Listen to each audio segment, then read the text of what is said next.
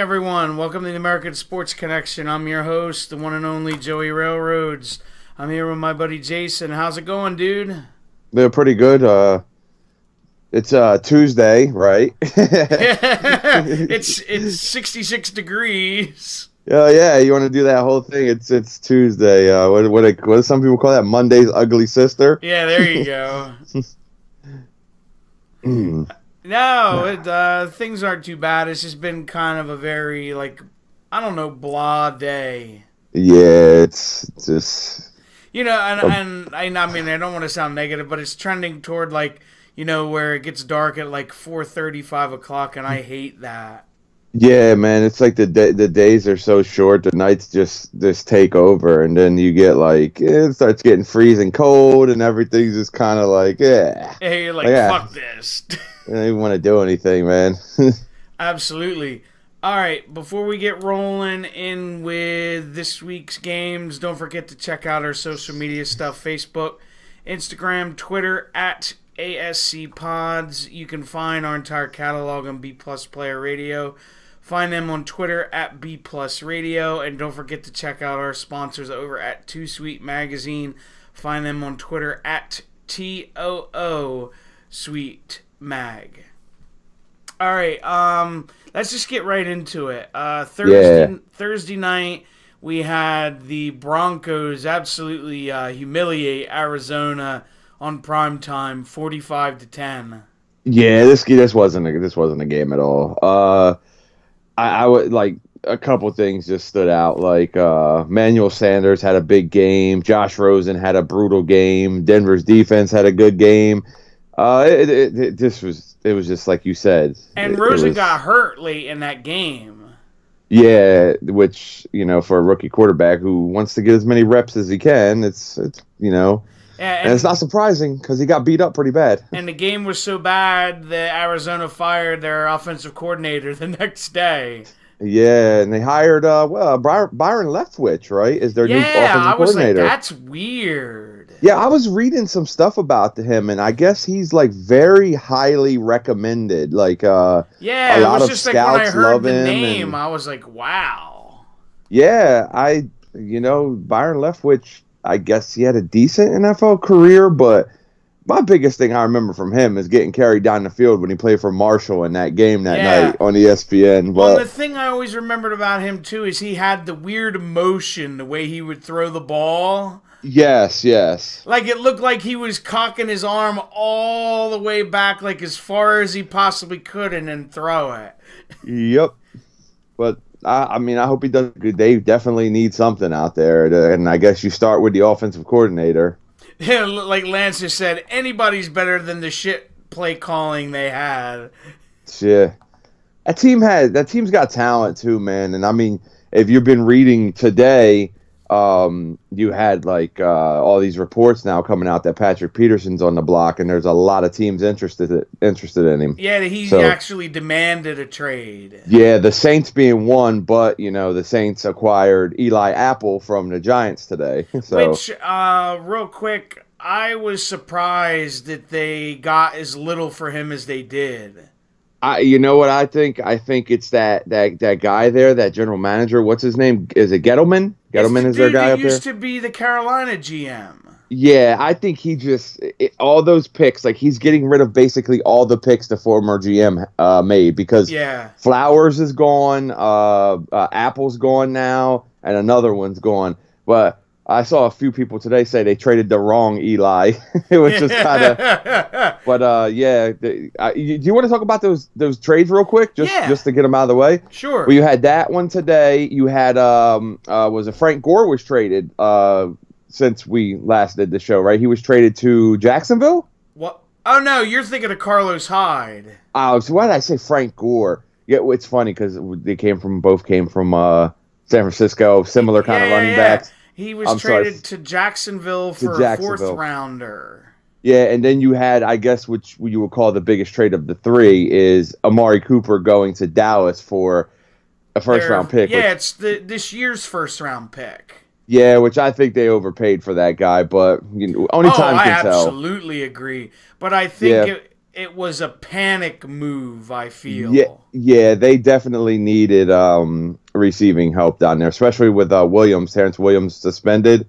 I like to think that maybe the Eagles baited them into the trade. Let's they offer very well out a might second. Have. Yeah, let's offer a second and see if we can see what happens after that. And then boom, all of a sudden you just hear it's I was surprised it happened when it did and how fast it did. It's funny because I was watching on YouTube earlier the 10 worst in-season trades of all time. And one of them was the Cowboys. It was when they traded for Roy Williams. Oh, yeah. Did they give up 2 first-round picks for him? A first, a second, and a third. Okay, yeah. So Dallas loves making bad trades for receivers then. And then because another Cowboys fan that wasn't Lance reminded me the last time he said he remembered they traded a first-round pick for a receiver was for Joey Galloway. That was the one they traded 2 firsts for. Okay. He was the one, I think. But yeah, maybe Dallas should, stay away from those. I'll tell you exactly. I'll look it up on Google because they should have it on there. I remember that trade. I was like, wow. I mean, this trade could work out for him. I don't know what's going to happen. You're right. None of us know. It was 2 first-round picks. Okay, so that was the 2 first-round picks. There we go. I knew one of them was for 2 firsts, and I just had the guy wrong. I think it's hard though to trade a first-round pick for a guy like Cooper because he has his 1 year left on his rookie deal, his option. So you might only get a year and 9 games out of a guy. Plus, I know he's still young and he had his first 2 years 1,000 yards, but his last 2 seasons he has the worst drop percentage rate in all of football. Yeah, that's not good. When a receiver starts dropping the ball, the alarm should definitely be going off. But I'm curious to see if maybe it was because he was in Oakland and maybe a change of scenery could help. And very, very fair points, very valid points. Yeah. It's definitely something that can get you going. That culture out there isn't that great this season, especially with what's going on with them. Well, let's move it right along. We have the morning game on Sunday. The Chargers hanging on and beating Tennessee 20-19. I'm not going to sit here and lie. I didn't watch much of this game at all. I mean, 9:30 in the morning. I'm not waking up that early on Sunday morning to watch a football game. I'm sorry, but I did catch the end though, where the Titans went for 2. Yeah. After could have tied it, and instead they got super aggressive and went for 2, and it just didn't work out for them. I think the bigger thing that I'm starting to see is that the Chargers might be a better team than I thought. Even though I did pick them to win this game, just because they're playing the Titans. I know what you mean, because they're 5-2 and almost at the halfway point. Yeah, I don't expect them to hold up, but I mean they're in a division where they can gain ground because Denver's not really a team that I'm gonna say is gonna do too much. Oakland, we just they're said a dumpster fire. Yeah, and then Kansas City obviously is one of the better teams at football. But if you sneak a win in against them this year, you're right there. San Diego's got a shot at a playoff spot right now, and who knows? Who knows what happens? They have a decent team, especially with Rivers back there, man. He's always going to put up yardage. Yeah, his thing is that he's going to have that issue later in the game. But I just saw a stat where he is his completion percentage this year is outstanding. He's got almost a 70% completion rate right now. Lance said the Titans hated the UK so much they just wanted to get out. Yeah, maybe. They didn't want to try for the tie. No overtime. Let's win or lose right now. I'm going home. Get the airplane ready. That's funny. They went home with their uniforms on. They just it just and took them off. And you're right about Rivers. Off. He's almost at a 70% completion percentage. Yeah, he's having a good year, man. I've watched a little bit of their stuff, and he's playing well. He's got to know that his career is coming to an end, and it's time where if it's now or never. Oh, absolutely. Because I'm looking at his stats. Through 7 games, he's thrown for over 2,000 yards, 17 touchdowns, and 3 picks. Yeah, that's a very good ratio, and touchdown interception ratio. That's almost like MVP type of ratio, but he's not in that category. Yeah, like Lance said, he's impressed that it's 70% because he tends to throw the ball deep a lot. Yeah, he'll throw the ball deep a lot. He's also a guy that I've noticed that he has a lot of inconsistencies when it comes to his accuracy at times. Like, yes. I think it's because he has a weird motion at times. Like, he'll get a little sidearm and he'll kind of like move around a little much and get a little loose in his throws and stuff. But hey, I mean, if he's doing it, he's doing it. No, I agree. Numbers don't lie. No, you're very right on that one. All right, next we have the Bucs beating the Browns in overtime, 26-23. Yeah, this was a decent game. I followed this one as much as I could, and I kind of like rooting for the Browns. I want those guys to win. There's a lot of stuff in here. I think what was it, the kicker? What's his name? Chandler Catanzaro. Yeah, he hit the game winner. Yeah, 59 yards, man. Like, really just bombed it. He saved his job, I think, possibly, because he missed an extra point in the first half, and then he missed a field goal on the final play of regulation that made the game go to overtime. And it was only a 40-yarder.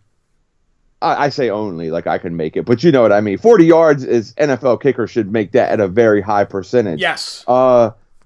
Yeah, kicks were pretty big this weekend. We'll get into one a little later. I know that it's gonna be crazy. Like Cleveland, man, this team hangs around every game. They're there, and it's like all their losses have been games where like one score. If they could like a play here or there, and this team could be like one of the top record teams in the NFL right now. I think it's what we've talked about before. They're young and they're learning to win. I also don't think the team is coached very well, to be honest with you. I don't think Hugh Jackson's that good of a coach. I'm not a big Todd Haley fan. Greg Williams is their defensive coordinator. I actually do. I do think he's okay, but like Lance echoes your sentiment. Where a couple plays here or there they could be really good, and he's like, does every game they play have to go to overtime? I mean, somebody should tell those guys they get the same paycheck whether they finish in 60 minutes or not. But it's kind of good though, because they're fighters, and that's always a good way to start building a good team. Yeah, I'll give them that. Yeah, they have a good team. That's the thing. I'm trying to see how many games of theirs they've played that have gone into overtime, if it'll tell you. I can tell you right now. 1, 2, 3, 4. So 4 out of their 7 games have gone into overtime. Christ. They tied 1, they lost 1, they won 1, they lost 2. So they're 1, 2, and 1 right now in overtime. All right. Hey, and let's not forget that 2 of those overtime games were against the Steelers and the Ravens, who I think are actually good teams. Yeah. So, but we'll see going forward what happens with them. And the Bucs, I think the Bucs are back to 3-3. Jameis Winston he looked okay. I mean, it's they're an average team. I'm about to say they're a hard team to predict every week. Yeah, Winston's going to turn the ball over too much. That's my big thing with them. Baker Mayfield looked pretty good. Nick Chubb, who I think is going to be a pretty good running back in this league for a while, had a pretty good game. Jarvis Landry's Jarvis Landry. The game pretty much went the way I thought it was going to go, and I guess pretty much every Browns game now you have to just kind of expect overtime. Yeah. All right, moving right along, we have the Patriots hanging on in a shootout with Chicago, 38-31. Yeah, man. How about the finish to that game, dude? the guy catches the Hail Mary on the 1 yard line and can't get it in. How crazy is that, man? Gut wrenching. Yep. Kevin White, dude, he catches it and just can't get it in. I was like, when I saw it in real time on Red Zone, and I was like, oh my God, they just scored a touchdown. Now that it's either got to go for two or kick the extra point. And then I looked again and I was like, oh, he didn't get, you have like that like excitement where you're like, yeah, this game's going to go. This game, I wanted the game to go longer because it was such a good game. And then you get like that, oh no, like they had to lose this game like that. And hey, it happens, but I think I say like every week, I think I say this, I guess it's getting repetitive, but the Bears are one of those teams, dude, that they're coming on. Like, I think that after like this year, maybe later on this year, they start to get even better. And then they're my team already, and the offseason hasn't even happened. They're my team to look out for next year. And possibly even later in this year, as you get into like Thanksgiving and through December, look out for that team because their division is not that good either. With the Lions, the Packers. They're all kind of like around each other. Yeah, they're very much like right there. So that's a team I would watch out for, man. And like their defense didn't look that good at all on Sunday, but in their defense, they got beat by a team that is hitting huge strides right now. That Patriots team with Josh Gordon having a 100-yard receiving game, so he's there now. Gronk didn't play, but they still have Edelman, who that one touchdown, man, he had was incredible. But they're a team, and I actually saw Brady had some good words to say about Mitchell Trubisky after the game, and I can't disagree with him. I think Trubisky is going to be one of the 5 or 6 best quarterbacks in this league in a couple years. Like, I really like him. Yeah, I agree with you. Would you believe this was actually the Patriots' first road win of the season? Yeah, because they played early on the road and they were a little rough looking when they were injured and stuff. Yeah, Lance has a good one. He said, how did Kevin White not injure himself? I missed the play. I'm not gonna sit here and say I don't know. I missed it. Oh no. He's talking about the Hail Mary? Yeah, because he always gets hurt. I'm sorry. I just, you know what? What's crazy is when he said Kevin White, for some reason, James White, the Patriots running back, came to my mind. Yeah, man.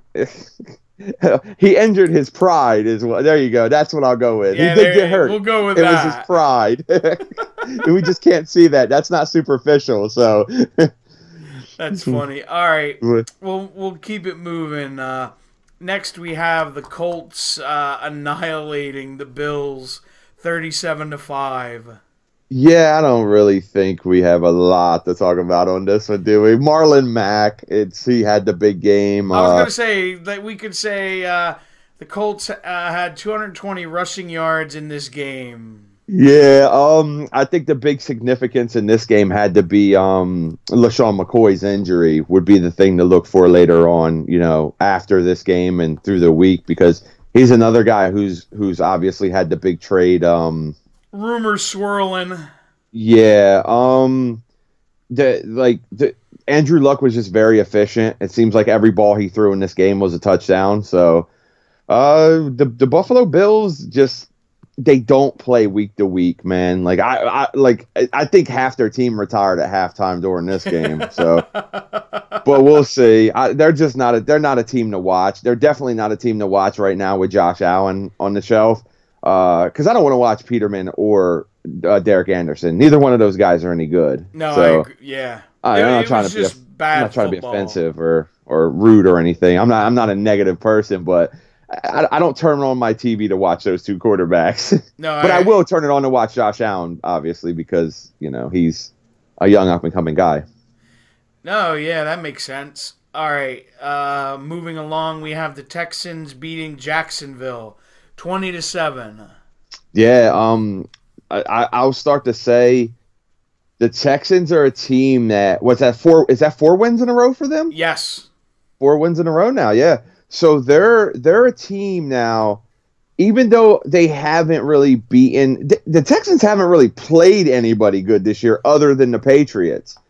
So they're not a team that I think you have to kind of start looking for them, because if you give a team like that momentum, whether it's against very good teams or against teams that aren't very good, pride, momentum, and just getting the ball rolling for them can keep it going. They have a good defense. Like, I'm looking at their teams they've beaten in those 4 games. They beat a Jaguars team right now that I would say is playing some of the worst football in the NFL in the last few weeks.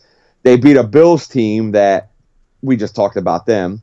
They beat a Cowboys team that I don't think the Cowboys have a full identity right now. I'm not going to say they're bad. I'm not going to say they're good. I think Dallas just needs they don't know who they are yet. Yeah, they haven't really hit the stride. I mean, and they just added the wide receiver, and Dak Prescott doesn't really have I like Cole Beasley, but Cole Beasley is not a number 1 receiver. You know, he's a good slot type of guy who will get you first downs, guy who will make a big play, but he's not an outside go-to receiver. Well, that's what I said. When they got Hearns, I like Hearns, but he's not a game changer. Yeah, they don't have a number 1 receiver, and good teams kind of have to have that. You can argue that the Patriots don't. The Patriots are on another level when it comes to their system, though. They have a system that takes, a teaspoon of talent and gets a cup of production out of it, if that makes sense. Lance wants to know, he says, do you think a lot of the Jaguars' problem is Fournette being out? And if so, do we think Carlos Hyde could fix that? I 100% do think that Fournette being out is a big issue, because that team is a pounding kind of team. Bortles is not a great quarterback. They don't have the air threat that they would want.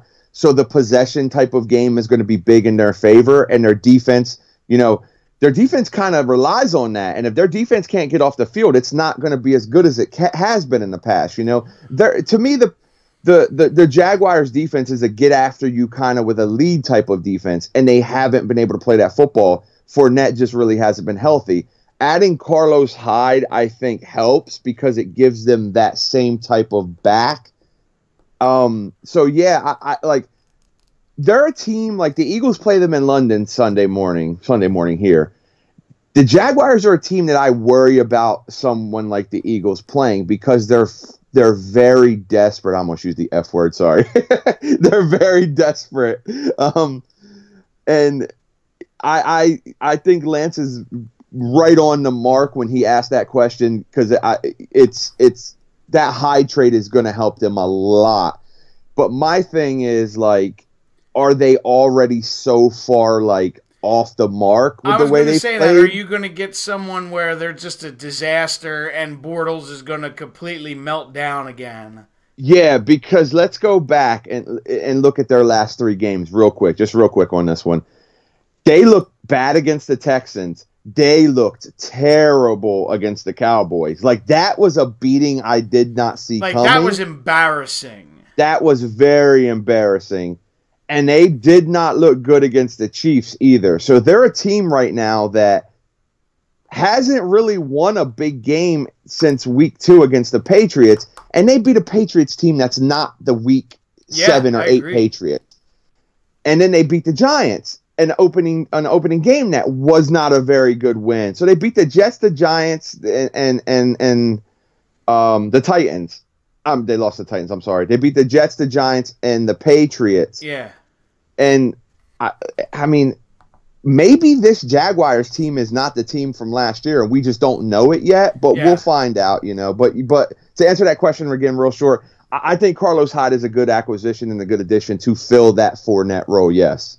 Yes, and Fournette's absence has been big, yes. I agree with everything you said. All right, well, let's move along. We have the Lions beating Miami 32-21. Yeah, this is a game where the Lions intrigue me, because they're a good team, but they're a bad team, if you know what I mean. It depends on the day. it's like a week-to-week thing. And I actually saw where, like, I think it was Kerryon Johnson. I saw something interesting that he said. He was like, he was tired of being in the cold weather. And, well, I don't know why he would say that because it's not cold in Detroit yet. But he was happy to get into the heat and humidity of Miami. And, hey, he rushed for 158 yards. So I'm going to take the guy's word for it that he enjoyed the weather. Absolutely. I remember when we picked this game, too. I was like, man, Miami's going to win this game. And then I said, nope, Brock Osweiler can't win 2 starts in a row. Remember? And I think I was right. You called it. The big things coming out of Miami right now is they don't have Wilson, the receiver, is out for a while now. He doesn't need hip surgery, which is good for them, but he's still going to be out for a while.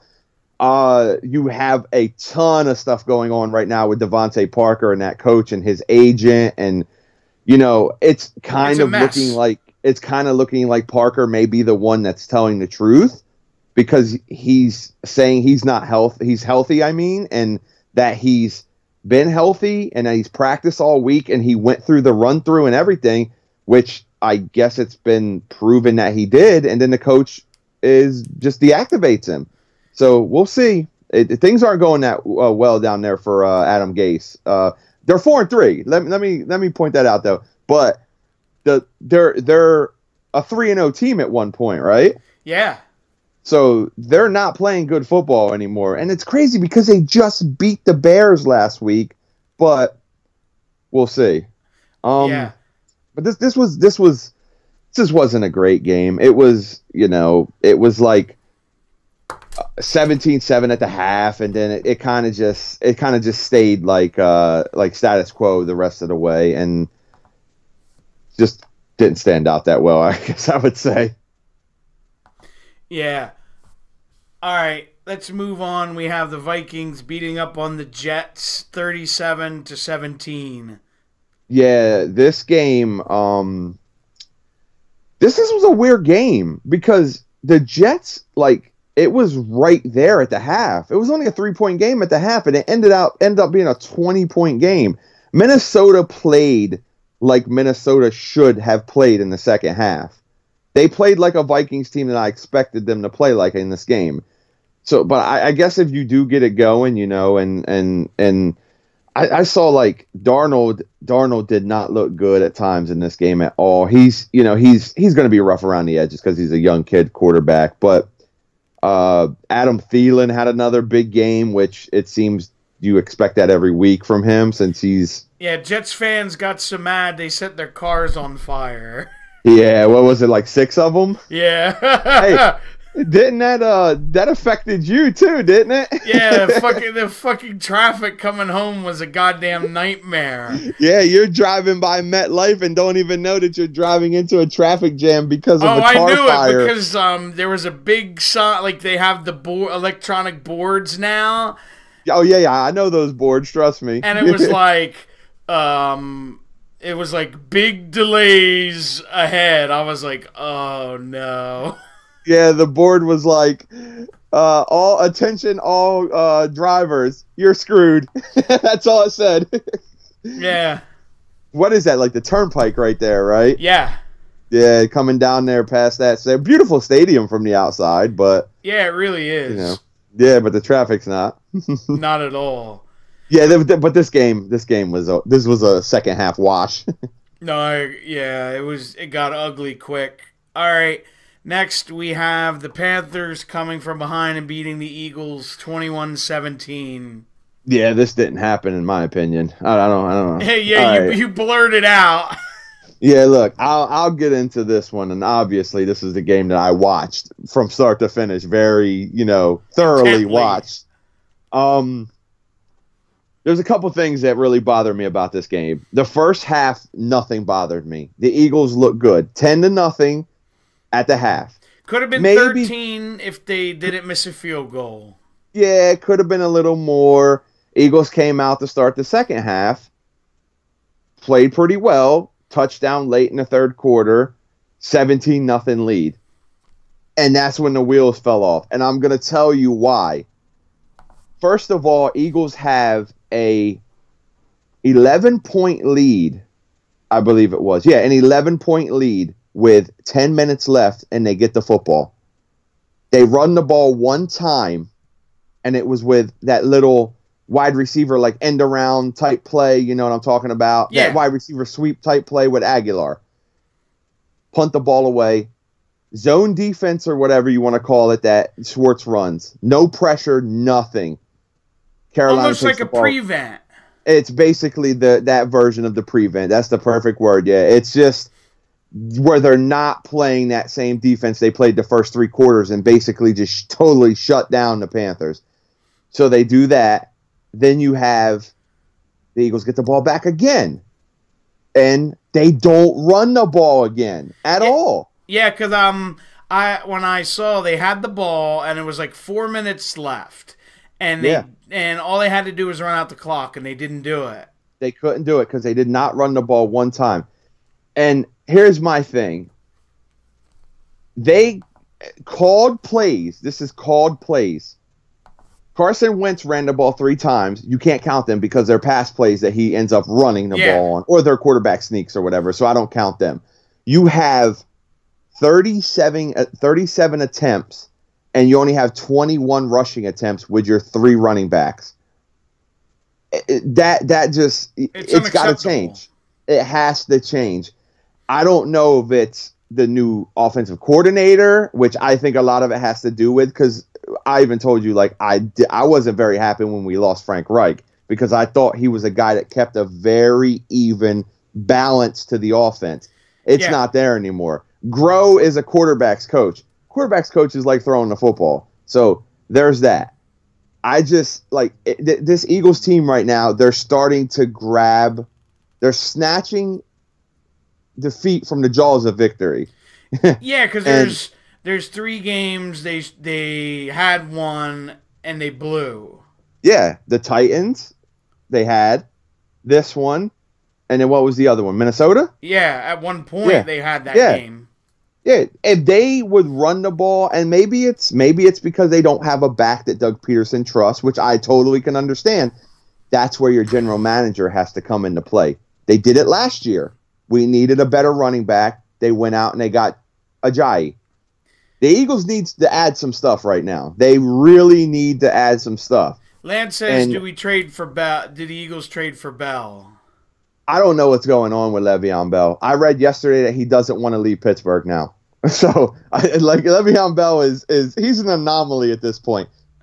There's other guys out there I think that they could go and grab. I don't think it has to be like a top tier guy. I think they could just the person you mentioned thinking he was Carlos Hyde actually wouldn't be a bad idea. Yeah, Carlos Hyde would have been good. But we'll see. They also could really use a speedy wide receiver. They need a number 2 guy.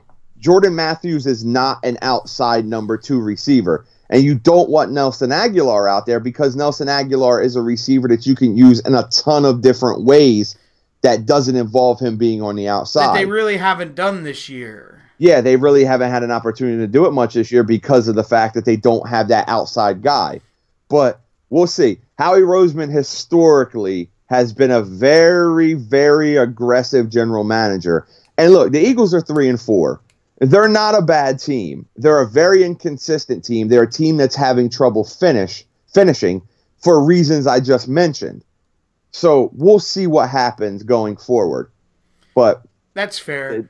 It was a very frustrating finish to that game. Very almost infuriating. Look, 10 years ago, I would have probably bust stuff in my house, but I'm not. I don't do that anymore. Like I was telling my buddy, I said, look, for those 3.5 hours, I'm in the moment watching a football game. They win or lose, I'm not letting it ruin my day. It's just not me anymore. I enjoyed that 3.5 hours. I'm stuck in that moment. I pull myself right out of it. I might be annoyed for like the day, and then I'm over it. Yeah, I try not to even let that bother me, man, because then it just ruins everything else today. Like if it's a 1:00 game, I like watching football the rest of the day, and if I have that bad taste in my mouth, it kind of just pisses me off the whole way, Yeah, Lance makes a good point. Alfred Morris or Frank Gore could probably come cheap. Yeah, Gore would be a good name. Morris, I'm not a big fan of, but I do like Gore. I mean, they could possibly even just reach and go bigger, man, like a David Johnson. If they have the picks, if Arizona, decides they want to start building around Rosen even deeper because they're going to need receiver, Larry Fitzgerald's 36 years old or whatever. Yeah.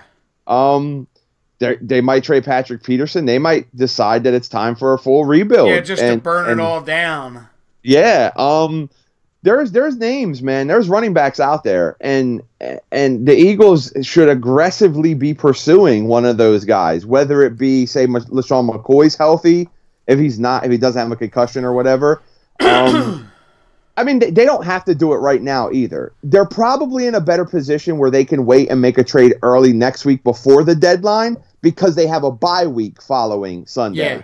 So they have basically 12 days or so. So the person can get acclimated. Exactly. And do you want to trade for a guy tomorrow or whatever and take him to London and because he's probably not going to play, Makes sense. We'll see. Or you could see what happens in London, and maybe if you're 3-5, you say, well, hell, let's just ride this out and retool. Because let's be honest. Whatever happens this year, the Eagles are still going to bring a roster back next year that's going to be contender worthy. Totally. It's not like they're some old team. They have talent, young talent at skill positions, and they're a deep team. It hurts losing Derek Barnett today, too, with the rotator cuff surgery. He's out for the rest of the year. But the good thing is that's one position the Eagles can take a hit at because they have about 14 defensive ends on the roster. So, but I go a little too deep into that. I guess like we talk about Carolina. Hey, Carolina came back, man. Cam Newton looked great at the end. They're 4-2. So, maybe they're a better team than we thought. Who knows? Have to wait and see. Yeah, but hey, good for them. The door was open and they slid in and they stole the win. Good for them. Right. All right. Next we have the Saints hanging on and beating Baltimore 24-23. This what I was talking about earlier with the kicks, right? Justin Tucker has never missed an extra point in his career. Until that day. And I talked about this for 2 weeks in a row. And if Justin Tucker ever sees me, he's going to punch me in the face. Dude, his reaction to him missing it might have been the funniest thing I've ever seen. Dude, I saw this when I was like, this game's going into overtime, man. Like this is going to be an even better game. When he missed that, dude, I was like, oh my God, this is a guy who you remember me messaging you and telling you that he's never missed an extra point 2 weeks ago. He's basically automatic. He's automatic. The guy's never missed an extra point. What kind of horseshoe do the Saints have in an area that I'm not going to mention that caused that to happen? Like, I mean, when does this happen? Like, it's crazy. It's crazy that his first ever extra point is one of the biggest ones I would probably say of his career at this point. Yeah. I can't really go back and tell you when he might have needed to make one in a bigger game, but hey, they're 5-2 right now, possibly if he makes it, because they may win the game, later on. Yeah. But because he missed it, they're guaranteed 4-3. And hey, the Saints, kudos to them, man. They look like a good team. They look like the second best team in the NFC, because I'm not going to say the Rams aren't the best right now, because the Rams look damn good. Yeah, they're just beating people up. But are they running into each other this year? Those two teams? They are. Give me 1 second. 2 weeks. They're running into each other, which I bet you ends up getting flexed to the Sunday night game. Let me see. It might not, though, because the Saints are on Sunday night this week. Yeah, because the Saints have back-to-back brutal games. Yeah, I would even... we'll get to it, but they play the Rams on a 4:25 in 2 weeks. Yep, that's going to be a good one, man. I can't wait to see that football game. That's why I love the NFL, man.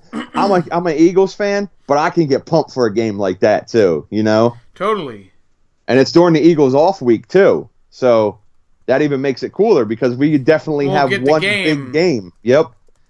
But hey, the Saints just keep rolling, man, and that they got the talent to do it, dude. That you got one of the best quarterbacks ever in Drew Brees. You have running backs who can just do everything, and you have a good wide receiver core, and they have one of the better coaches in the NFL. I mean, Sean Payton definitely is an amazing coach. So they're definitely a team to watch right now going forward. Yeah, totally. All right, next we have the Redskins hanging on and beating Dallas 20-17. Yeah, what was this basically won by it was the goal line play. Well, I thought it was more the goal line. Kerrigan strip sack that was recovered by Smith, Preston Smith. Well, that too. To win it. Yeah, man, that was the huge play. This game, I didn't follow it like really, really closely. The Redskins did a phenomenal job shutting Ezekiel Elliott down. Oh, and the other phenomenal thing job about this game, Zach Martin was injured. He has he has a sprained MCL. Yeah, that's not good too because that's their best offensive lineman. But he's a stud. He's a star lineman. Yeah, and from what I was reading, there's no guarantee he'll be ready for the Eagles game. That's not good for them. This game was basically won. It had to be basically. I'm not gonna say basically. This game was won by the Redskins front four for sure. Between shutting Ezekiel Elliott down like they did, and the strip sack, and then the recovery for the touchdown, the Redskins front four got them a victory, and the Redskins are in first place now, 4-2. Yeah, it's Adrian Peterson looks good. He looks like he's a good younger guy again. Yeah, he looks great. Yep, like he turned back to Fountain of Youth or something. Yeah, this was a very NFC East type of game, if you know what I mean. It was a dogfight. Yeah, it was a very, very, very rough game. And these two teams do not like each other. No. There's nothing in there that points toward a friendly competition. The thing that I think is going to benefit Dallas the biggest in this one is they have a bye week. So they don't have to play a team next week after having that rough game against the Redskins. So that could be huge for them. Adding Amari Cooper and getting him a full 2 weeks of practice, too, is also huge for them.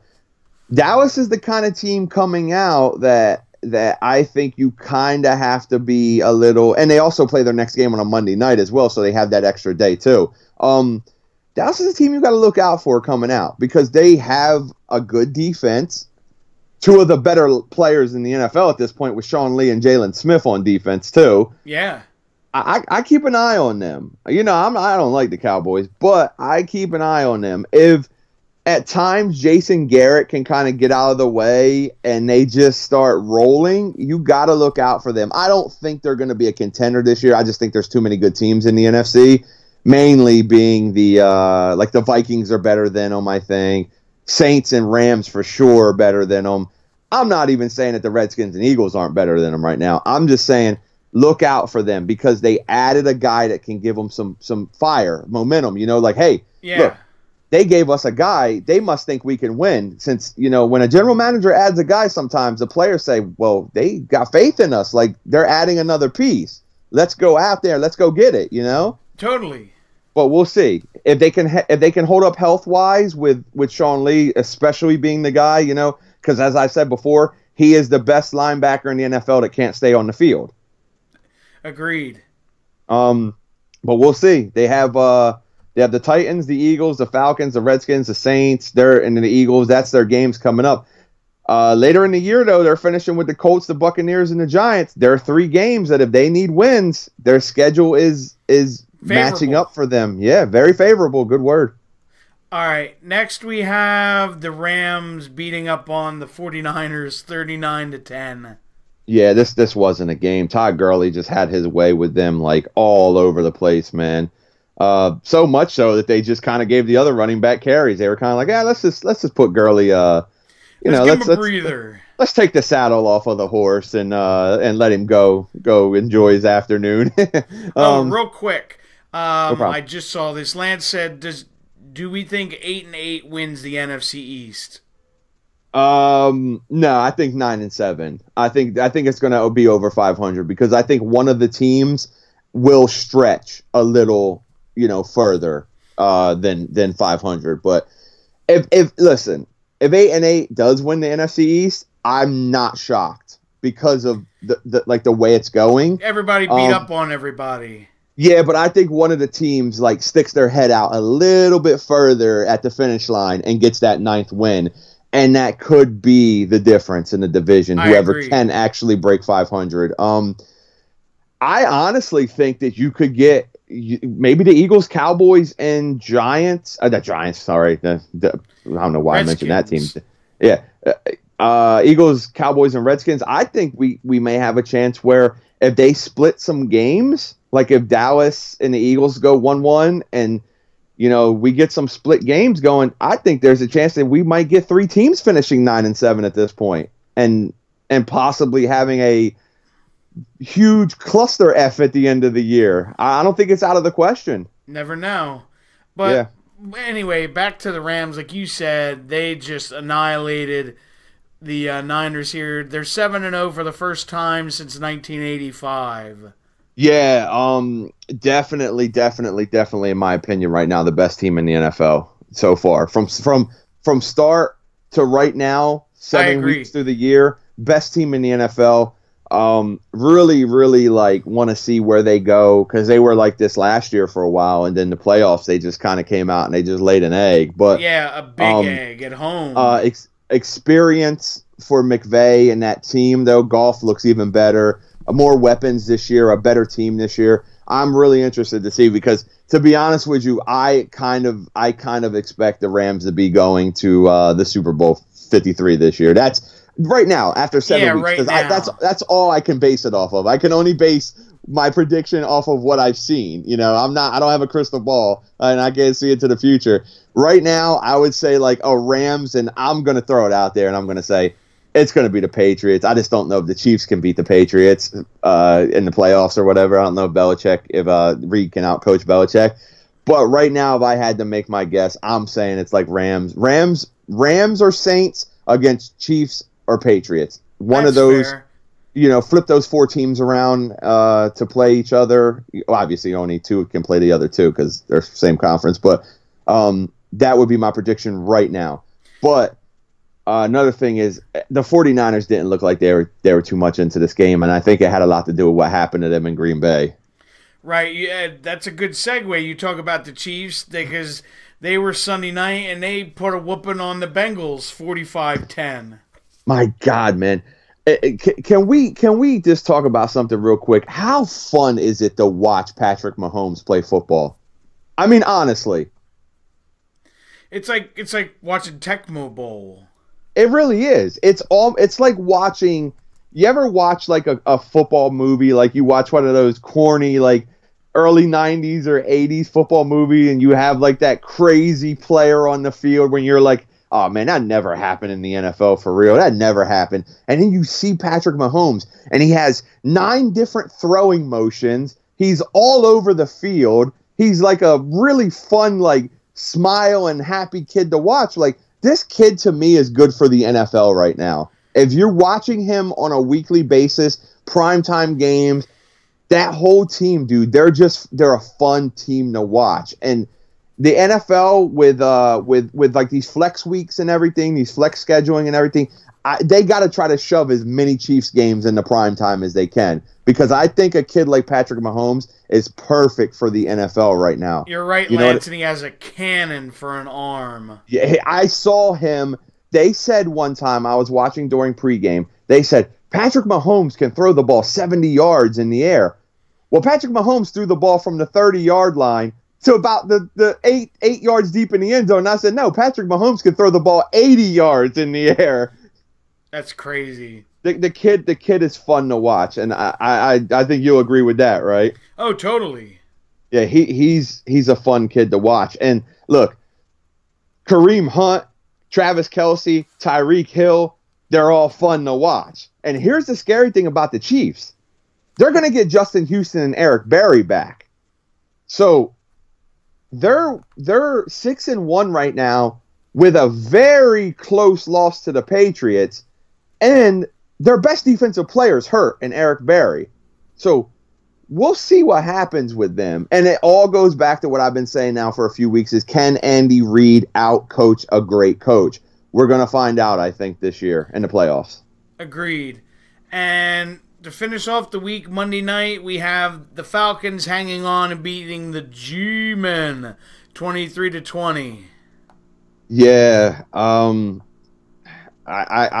guess I would say, like, Eli had a great game last night. It just didn't result in a lot of points. I was going to say, later. For what he's been putting up lately, it was a good game.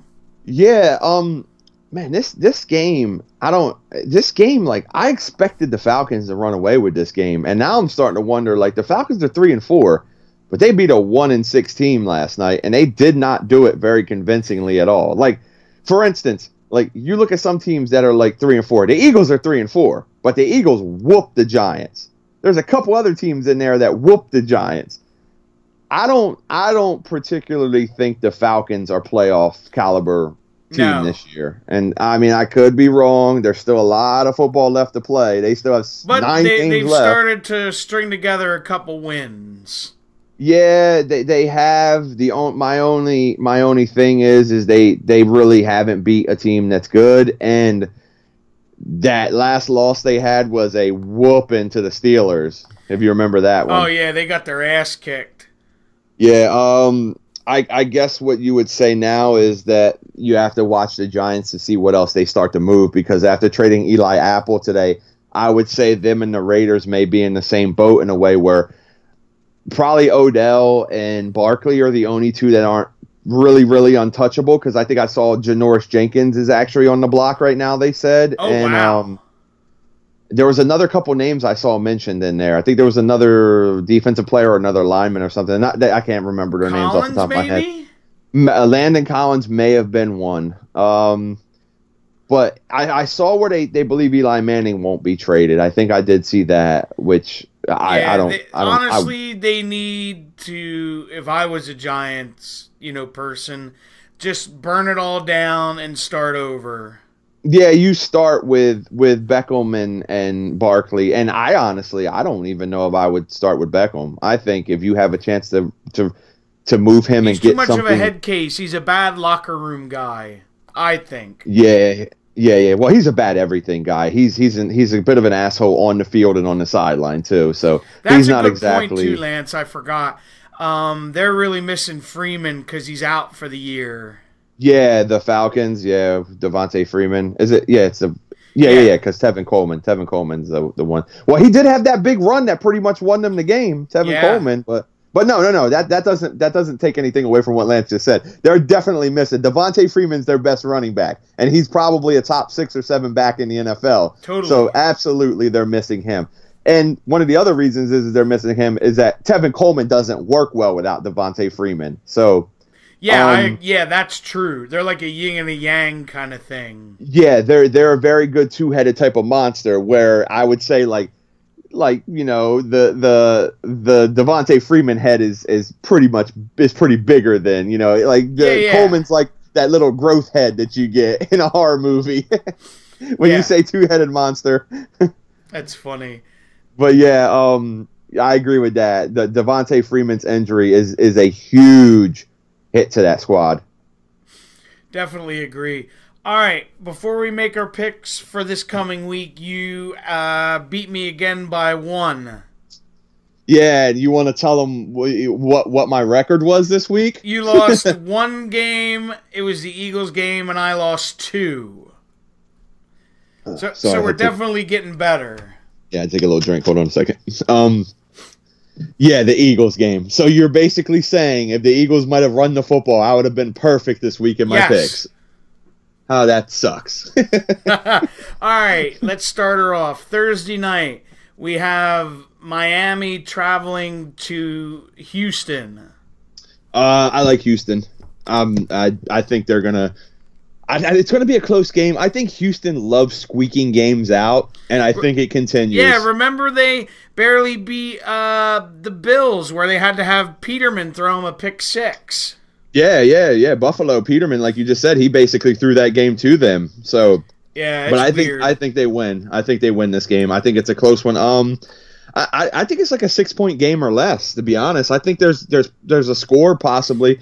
And has there been an update on if Osweiler's starting or if Tannehill? Because I haven't heard anything. Okay, well I think they win anyway. I think Houston's defense wins, but I agree.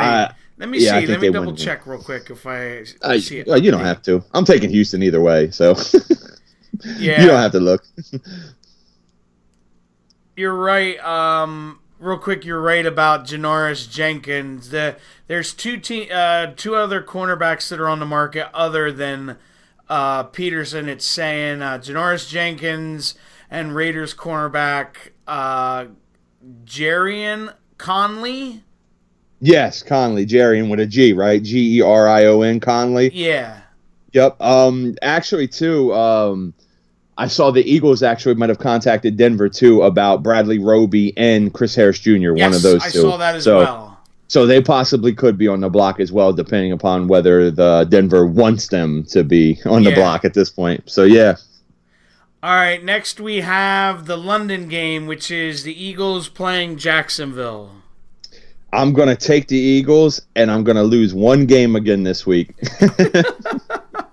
No, I actually think they're going to win because I think Bortles will do enough to give them the game, if that makes any sense. To handcuff the Jaguars? Yeah. Handcuff them to that L? Yeah. No, I got you. Yeah, I agree with that. I think the Fournette, like Lance mentioned earlier, against a team like the Eagles, who's what? They're number 2 running defense in the NFL. I think the Fournette not being in there is going to hurt him, even though Carlos Hyde is a good running back. He's new in the system, and he doesn't have as much in his tank as Fournette does. So I think the Eagles win this one. I think it's going to be an ugly game. Like, I don't expect this to be like hey, up and down the field, let's have a nice, fun game to watch. I think it's going to be ugly, like 17-13. You might be right. Yeah, I just don't think. It's not going to be convincing. Nah. I think right now, whichever team wins this game, the ugly win could be just what they need. Yeah. Well, any kind of win right now is what both these teams need. So let me change the way I said that. All right. Next, we have Denver traveling to Kansas City. Kansas City. I don't. I just don't see anybody right now beating them at home at this point, and I definitely don't see Denver beating them because I don't think Denver can score with them. Agreed. All right, next we have the Ravens traveling to Carolina. It's a rough one, man. Carolina won a game. Cam Newton looked good late. The Ravens are winning. That's what I was going to say. I think the Ravens are going to be angry from the way they lost last week and kind of come back. You know what I mean? Yep, I agree. I think this is one of those weeks where you're at the halfway point now, and I think you kind of start seeing which one of these teams really could be a contender, and it would not surprise me if this game goes lopsided one way or the other, if you understand what I'm so, but I think Baltimore wins. All right, next we have the Jets traveling to Chicago. I'll let you go ahead and throw your pick on this one first because I think we both know. Yeah, the Bears are going to win this one. Yeah, I got the Bears in this one. I just don't think the Jets. I think the Jets are overmatched. I think they're going to get a big dose of Khalil Mack. Khalil Mack, and I think that whole wide open Bears offense is just too much for the Jets to handle. Yeah. All right. Next we have Tampa traveling to Cincinnati. Oh, this is another game that kind of like that Baltimore game and Carolina. It's like that halfway point where I'm intrigued to see where Cincinnati is, and Tampa also they're not a bad team, but they're not a good team. But I don't know what Tampa is right now, and they're a team that scares me to pick. But I think like I'm gonna go with Cincinnati, but I'm not confident at all in that pick. I am too. I'm kind of like flipping a coin, you know? Yeah, this game is very like that Baltimore and Carolina game. Like I don't really know. Like where you have like locks of the week. This is not a lock of the week. Yeah. I'm going with Cincinnati, but if Tampa wins this game, I'll just be like, well, should have went with the other one. All right, next we have Seattle traveling to Detroit. Man. You remember back like a few years ago where you hear this game and you're just going to be like, Seattle's going to beat them into the ground. Yeah. That Seattle team's long gone, and it's weird. Like, after you see a team so well for such a while that now it's like, man, like, I don't know. This is another game, like, I think Seattle should win it, but Detroit's been a little rough at home this year. Like, they played, like, they beat the Patriots at home this year. Yeah. You know what? I'm going to go with Detroit in this game. I think they're coming off a nice road win. I think they're starting to establish where they do have a dual threat kind of offense with Kerryon Johnson and LeGarrette Blount, and the receiving core is pretty good there. And I think Detroit could be a team that kind of claws their way back up into that division to the top of it a little bit. I'm gonna take Seattle because I just can't trust the Lions just yet. I hear you. Trust me. All that stuff I just said. I said that stuff confidently, but trust me, it wasn't. I'm not very confident. All right. Next we have the Redskins traveling up the turnpike to the Giants. Washington. I can't pick I couldn't pick the Giants to beat the little Giants from that Rick Moranis movie. I agree. Here's a tough one. The Browns traveling to Pittsburgh. This game's tough. Because they always seem to play the Steelers very tough. I don't think it happens this week. I like the Steelers by double digits, closer to 20 than 10. Yeah, I think 30, the Steelers 33-13. Win. Yeah, 33-13 Steelers. That's what I'm going with. All right, next. Ooh, man. We have the Colts going out to the Coliseum and playing Oakland. Wow. Yeah, I saw it. I was like, ooh. Man.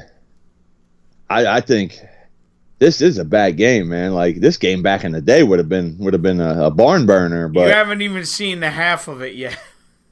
Man, if John Madden was dead, he'd be rolling over in his grave right now with the Raiders, but... That was kind of rude. I'm sorry. I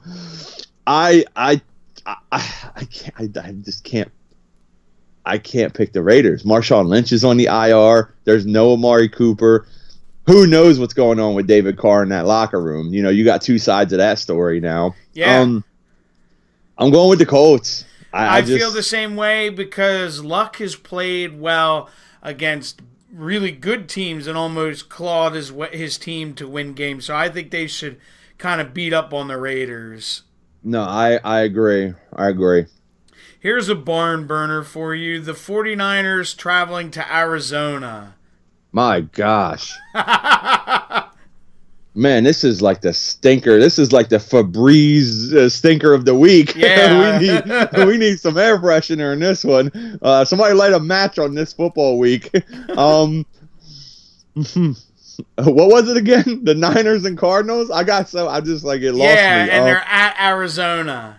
Man. I think the 49ers are the better team at this point, which ain't saying much. Yeah, I think the 49ers are going to win because Rosen might not play. Not that that means a lot. Nah, I'll take the Niners. I agree. Hooey. Here's the one I want to see. Well, one of the ones I want to see this week. The Packers traveling to the Coliseum against the Rams. Oh. Man, is this a primetime game? 4:30. So it's not prime time. We'll get it though. No. I just wanted to know whether I could pick Rodgers to win or not. I'm taking the Rams. Okay. Yeah, you know how I feel about Rodgers in prime time. It's like when Aaron Rodgers is in prime time, I keep watching the score, and as soon as I see that fourth quarter, I turn the football game on if I can. You know, if you got to miss some of the game, I'm like, I got to see Aaron Rodgers in primetime in the fourth quarter because you know what that guy's going to do. But I think the Rams win this football game. I don't see anyone beating them right now. I can see a couple teams. Like, you know, the Patriots love to do stuff like that. But, no, I agree. I just mean at this point in time. No, I agree, man. They're too good right now. Yeah, I got the Rams winning this game. I don't think it's going to be a blowout. I think Todd Gurley and the Rams running game will be the difference in this game. They'll control the ball better than the Packers can. This is a really good Sunday night game. We have the Saints traveling to Minnesota. Ooh, I like this one. Saints get their revenge for the playoffs last year. I think the Saints win this football game. I agree with you. I think the Saints are the better team right now. Yeah, I think the Saints are better than they were in that playoff game, and I think the Vikings are not as good as they were in that playoff game. Yeah, because they've kind of skated by a few games by the skin of their teeth. Yeah, and I think this week right now is leading into that like, you know, almost like crash that's going to be a game that when the Rams play the Saints. I'm waiting for that. And so I think both those teams win this week. There's that confrontation coming. And then the big Monday night game. I saw this one. Yeah, we have the Patriots traveling to Buffalo. Yeah, come on, man. Like, can they just give the Patriots the win and give both teams off this week? Not show the game? Yeah. Like, can we get something else? What else is on Monday night? I might have to watch Raw. That's funny. Yeah, they actually watched it this week, parts of it. Yeah, I actually did watch some of it, but yeah, this isn't a game at all. No, I agree with you. The Pats will probably beat them up pretty badly. Yeah, I think this game gets so bad that you might even see Brady go on the sideline by the late third quarter. That they're gonna beat up on them pretty bad. I agree, Lance. He says Peterman throws 5 TDs. Oops, I mean interceptions. Yeah, well, he might throw 5 touchdowns to the Patriots. He might be on to something. Well, no, Peterman's not their quarterback, is he? Is Anderson? Oh, no, it's Anderson. I forgot. Yeah. Well, he might do it then. Yeah, well, Peter Anderson might. We might get a dual-headed interception machine. Yeah, there you go. All right, but we're going to get out of here now, so don't forget to like, comment, subscribe, share, give it a thumbs up, all of that good stuff, and we'll see you back next week. Have a good day, everybody.